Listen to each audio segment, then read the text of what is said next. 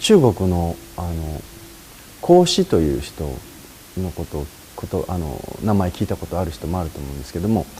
孔子さんですねが言ってらっしゃる言葉に「我15にして学を志す、30にして立つ、40にして惑わず、50にして天命を知る、で60にして耳に従う、70にして心の欲するに従う、心の欲するに赴くまま従って範を越えず」という言葉があるんです。それはどういうことかというと、15歳で私は学問を志したと。で30にして独立をする、今で言えば独立をして、で、40ですね、40歳になって、初めて迷いが、なくなった。で、50歳の時に自分はこういうふうにして生きていけばいいんだっていうことが、こういうのが使命なんだっていうことが分かったと。で60歳になって初めて、いろんな人たちのいろんなことに惑わされなくなったと。で70歳になってでようやく自分がこれやりたいなと思ったことがもうドンピシャでね、その道理にかなって本当に皆さんにも喜んでもらえるし、自分もこれはっていう、そういう生き方ができるようになったって。で、本当孔子といえば本当に天才というか偉人の一人と言われる人で、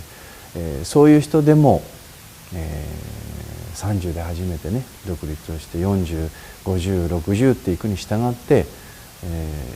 本当60歳ぐらいになってようやくね、いろんな人たちのいろんなこととか自分の中のこれもいいかなこれもいいかなっていうのに惑わなくなった、迷わなくなったっていうことを言ってるぐらいで、もう私たちほとんどみんなやっぱり天才じゃない、ね、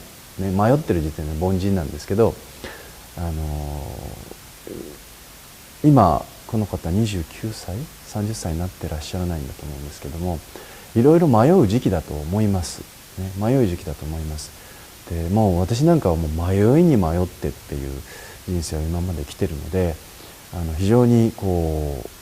今、のこの方の心境というのは分かる気がします、分かるつもりでいるんですけど、ただこの方幸せだなと思うのは、自分がずっと入りたかった、学生時代から入りたかった会社に入って好きな仕事をしてるんですよね。で好きな仕事をなさってて、でもふと気が付いたら、早くに家を出て遅くに帰ってくるので、お子さんも家族も奥様もいらっしゃるみたいですけど、そのプライベートの時間がないと。でお子さんとか家族のために自分がね時間を過ごしてあげられないとか、そんなことをいろいろ悩んでらっしゃるみたいですけれど、本当に迷いっていうか、今まで何も考えずに本当にひたすら仕事が楽しくて一生懸命やってきて、でこれからももちろん仕事っていうのをちゃんと自分では大事にしていきたい。でそこに対してふといろいろと思うようになったっていうのは、こういう時期が何度も何度もこれから来ると思います。逆に言えば今まで、あまりそういうことを考えなかったっていうことですね。で、この人ハンドボールかな、学生時代にやってらっしゃった、もう打ち込んでやってらっしゃったと思うんですけど、長いこと一つのスポーツを続けてそこに打ち込んできた人であれば、ある程度そんなことも分かるかもしれませんけれども、ハンドボール、例えばハンドボールやっててハンドボールが強くなるってどういうことかって言ったら、ハンドボールに関していろいろな角度から勉強するっていうことなんです。そのハンドボールといっても私もハンドボールという競技をやったことないですけど、例えばシュートの打ち方とか、パスの出し方とか、それから相手の、ゴールに向かっての攻めていき方のフォーメーションとか、いろいろとジャンプの仕方とか踏み切り方とかね、足の踏み切り方とか、もうハンドボールっていう一つの競技を考えた時にものすごくたくさん勉強していかなければいけない要素となるんですよね。でそういった要素をいろいろとこういうふうこれもいいんじゃないか、こういう練習方法もいいんじゃないかっていうふうにして、いろんな角度からハンドボールを見て、いろんな角度から検証していく、ハンドボールを研究して勉強していくということによって、自分のハンドボールプレーのなんていうんですかね、自分のスタイルというのが形成されていくんです。最初はかっこいい人の憧れてああいうのいいなと思って真似をしてるんですけど、自分なりの投げ方、自分なりの走り方、自分なりのシュートの打ち方、いろんなものがこうだんだんいろんな角度から考えて実験してってやっていくうちに、自分なりのハンドボールのプレーというものができるようになっていきます。まさに人生ってそういうもので、仕事一つとってももういろんな角度から自分の今やってる仕事っていうものを工夫して、こうしたらもっとお客さんに喜んでもらえるんじゃないか、こうしたらもっと結果が出るんじゃないかっていうことを検証していくわけですよね。で、そういうことに加えてですね、ふと今までそれは仕事のことだけだったのが、ふと今度自分のもっと長い目で見たライフスタイルとか家族のこととか、そういったことに対して今意識がひょっとしたら向いてきているのかもしれないですね。でそれは悪いことじゃなくていいことなんです。でそれが、ある意味でこれから人間として成長していく過程での正しい迷いなんですよ。家族のことって俺ほったらかしにしてないかな、子供ともっと時間過ごしてあげなきゃいけないかなと、いろいろとそういうことについて思うっていうことは悪いことではないんですね。でそういうことにまた悩んで、ただ、今30前ということで、仕事に関して一生懸命今までやってきて、その仕事が好きで、家族とかプライベートとかそういうことをに対しても最近はいろいろとちょっとこんなんでいいのかな、仕事ばっかりでいいのかなって思ってらっしゃるということなので、あえて今私から少しアドバイスをさせていただくとしたら、だから仕事をもっとちゃんと見直した方がいいかなと思ってます。私はそれが一つの答えです。なぜかというと、仕事、質問の中では細かくは言ってないんですけど、仕事をしてると言っても仕事っていろんな仕事があると思うんです。でこの方が今自分会社でどういうお仕事なさってるか分かりません。営業なのか分かりませんし、技術職なのか分かりませんし、どんなお仕事なさってるかはちょっと分からないんですけれども、自分がその仕事によって人に喜んでもらえたり、会社に大事にされたり、お客さんに価値を提供するというようなスキルを磨いていると思ってほしいんですね。自分が生きていく社会の中で必要とされていくというためのスキルを磨いているということなんです。仕事をするっていうのは、だから仕事をするっていう言葉で言ってしまうと、なんかこんなことやっててと思うんですけど、例えば本当に私いつも自然の話してるんですけど、自然界の動物でライオンが毎日狩りをして獲物を取ってくる。これ毎日狩りをして走って獲物をかけてるっていう、これだけで俺の人生いいんだろうかって悩んでるのと同じなんです。自分が生きていくための糧を得ていく、それをそのスキルを仕事を通して毎日お給料をもらいながら磨いてるって考えた時に、自分の家族を大事に思うのであれば、ある時期まだね、特に30前とか若いうちですから、ある時期、やはり自分が好きでその仕事をしてるであればなおさらですね、嫌いだったらこれちょっと考えて違う仕事をやった方がいいかもしれませんけど、好きで自分がその仕事をなさってるんであれば、その仕事っていうものがまた将来的にね、それをずっと続けていくことによって、これは本当に自分が大事にしていくことによってですね、本当に多くの人に喜んでもらえたり、あるいはちゃんと自分もお給料がこれで上がっていくっていうことの見込みがあるのであれば、もっと極めた方がいいと思いますね。そんな中途半端にしないで。で、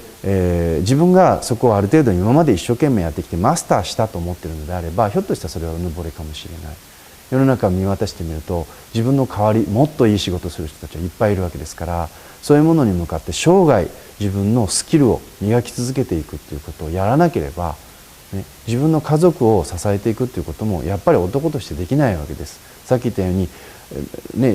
野生の動物が獲物を取るために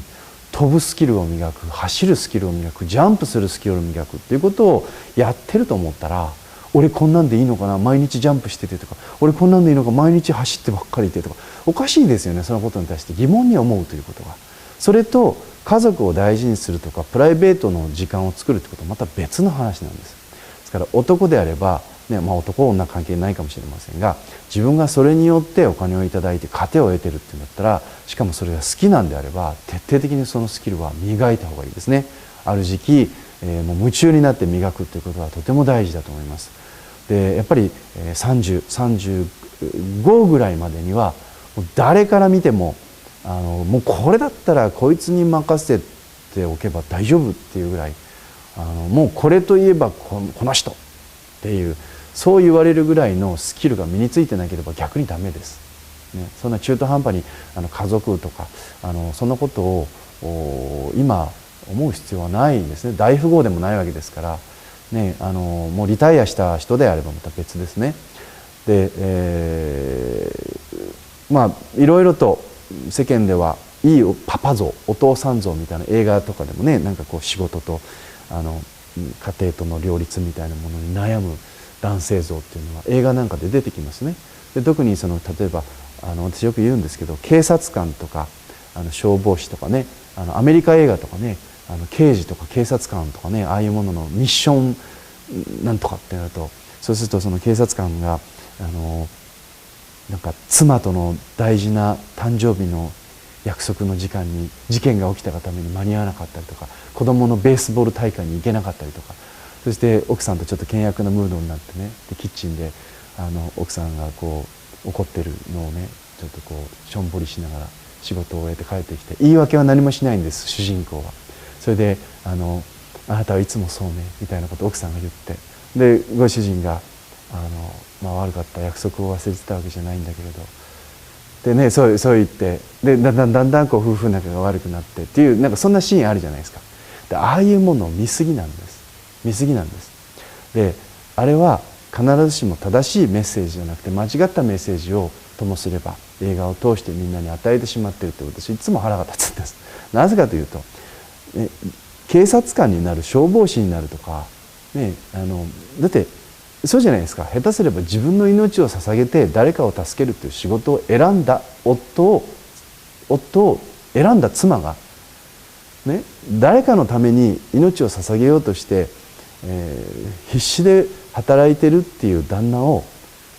たかだか誕生日ごときで子供のベースボール大会ごときで、ね、そこに来なかったわねあなたはいつもそうねって責めるんだったら警察官と結婚するなっていう話です。素晴らしい仕事をしているわけですよね。これがなんて言うんでしょう旦那さんが子供のベースボール大会をほったらかしてなんか酒飲んでたとか遊んでたっていうんだったら別ですよ。でも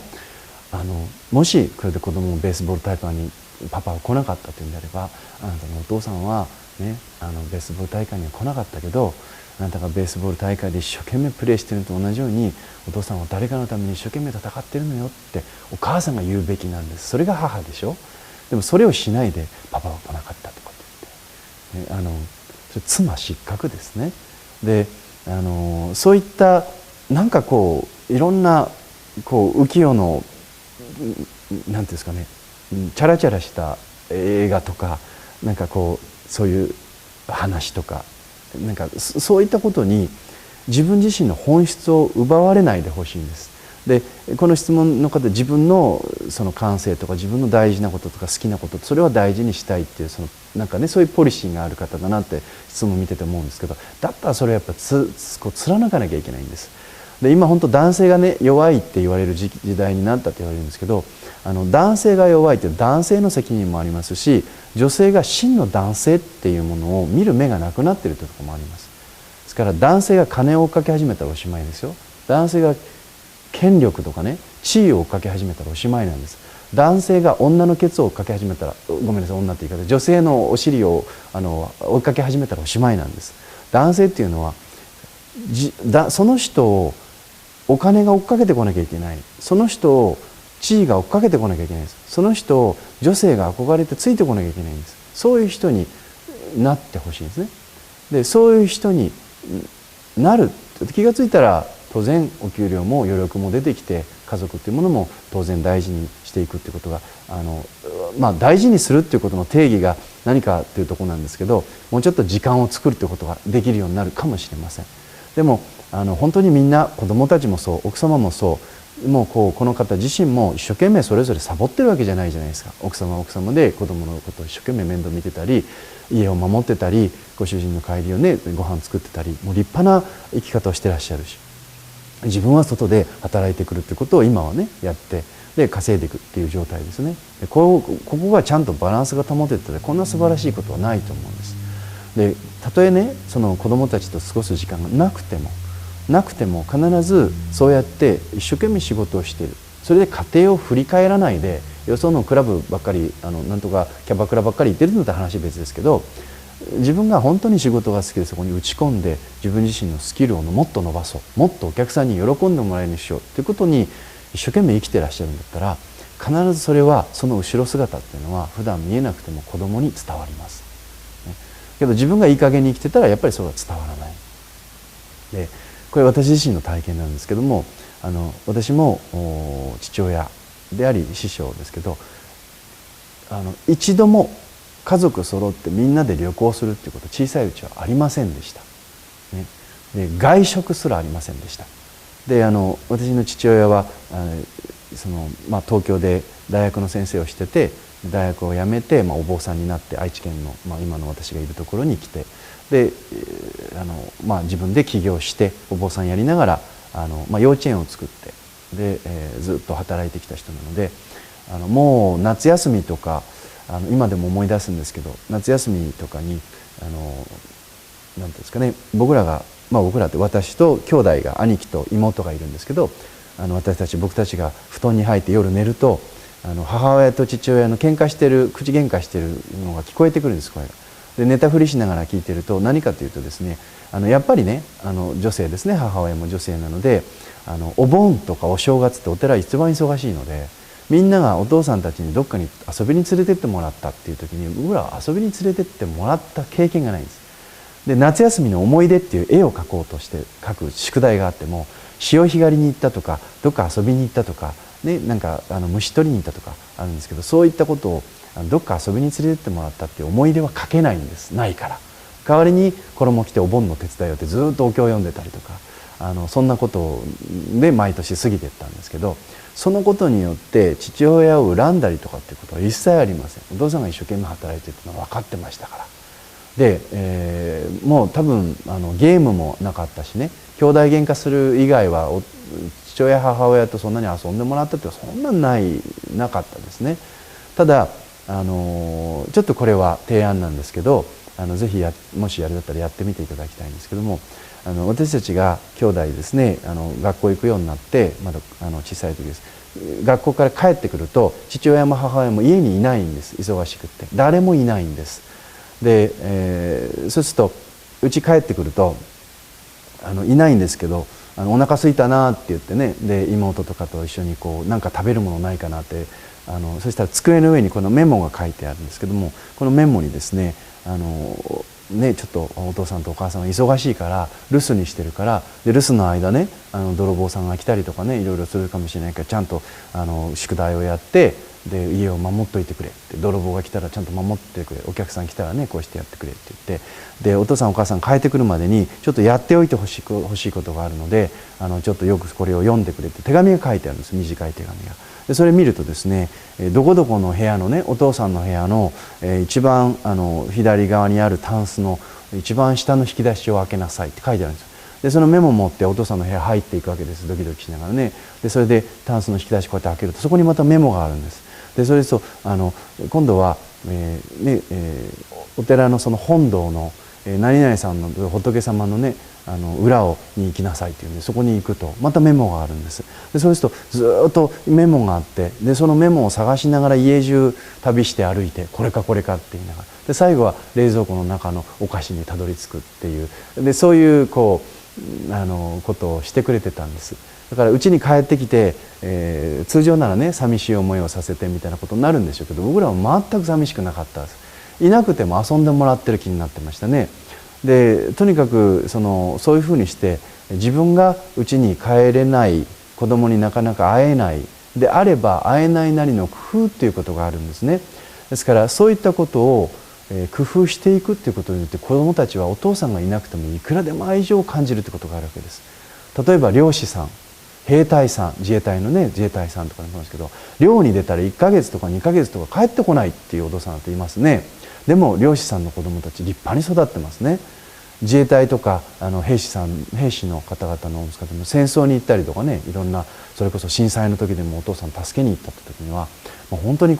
何ヶ月も帰ってこないということってあるわけです。でもそういう子たちのそういう人たちの子どもたちがじゃあ、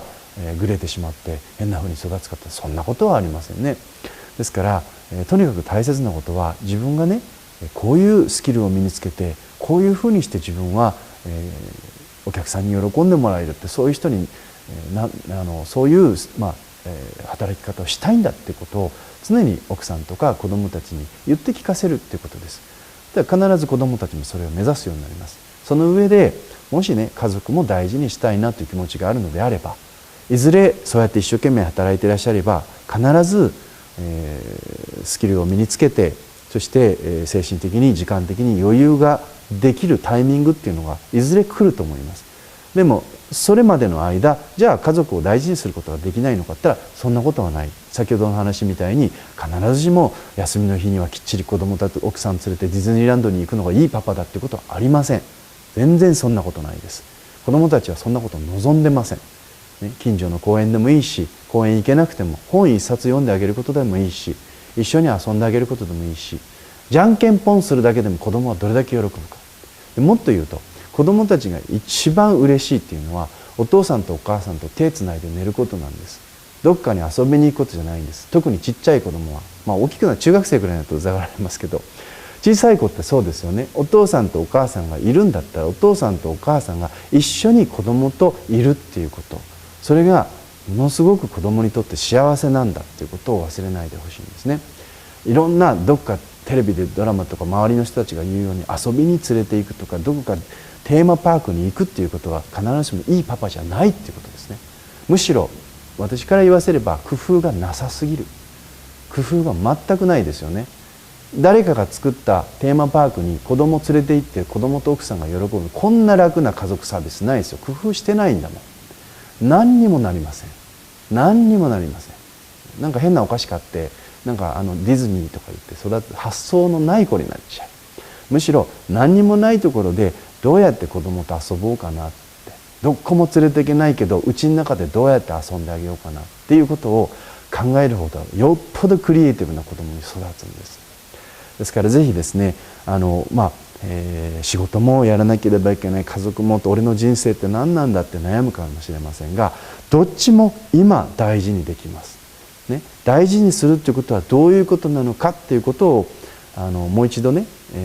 何か今私の話したことでヒントがあればご自身でクリエイティブに考えてみてください。仕事も時間がないなりに家族も大事にすることできますよね。それから仕事っていうのはとにかく大事にしてほしいと思います。これをいい加減にやって子育てもファミリーもクソもないです、ね、男が仕事をきっちりするっていうことはもうとても素晴らしいことだしそれは社会を潤していくことになるし家族を潤すことになるので自分がその仕事が好きならとことんそのスキルを若い物覚えのいい柔軟性のあるエネルギーのある時に高めておかなかったらいつ高めるかっていうことになりますね。ですから今からなんかこうなんていうんですかね引退したセミリタイアしたような、ね、人のふりをする必要は全くありませんし周りの友達と合わせる必要もない。とにかくこれだけは俺は譲れないっていうものをきっちり確立するということが今のこの方の役割だと思うのでそれをやる。その上で時間がないならないなりにさまざまな工夫をしてお父さんとして旦那と夫としてね奥様子供お子さんにできることっていうのは考えてみてください。趣味だって持とうと思ったら持てるはずなので、そんなことで、とにかく周りの普通幸せな家族ってこういうものよねって映画が作ったものとかテレビドラマが演出しているものに惑わされずに自分の家族の幸せ自分の生き方っていうものをいろんな角度から今悩んで考えて俺はどういう生き方をしたいのか家族とどうありたいのかっていうことを今ね工夫して考えていくことによって40にして惑わず40になった時に、ね、ある程度の方向性っていうものが自分でビシッと定まってきますからまだ10年ぐらいありますのでいろいろといろんなことを突き当たりながら悩んで考えてその度に中途半端に考えないで深く深く掘ってですね自分の人生というものを明らかにしていくということをしていただければ必ず10年後20年後自分の中で花開いてくるもの確固たるものっていうのが出てくると思うので真の男になれると思いますから、ぜひね、励んでいただければと思います。